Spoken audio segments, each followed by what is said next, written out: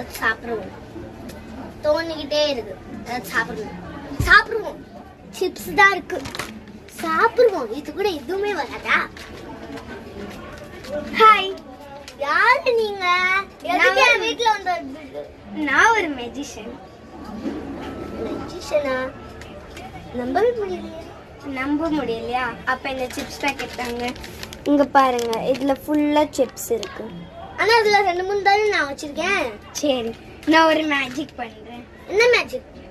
இதுல வந்து இன்னும் சிப்ஸ் வரும், ஆனா வேற மாதிரி சிப்ஸ் வரும். பண்றேன்.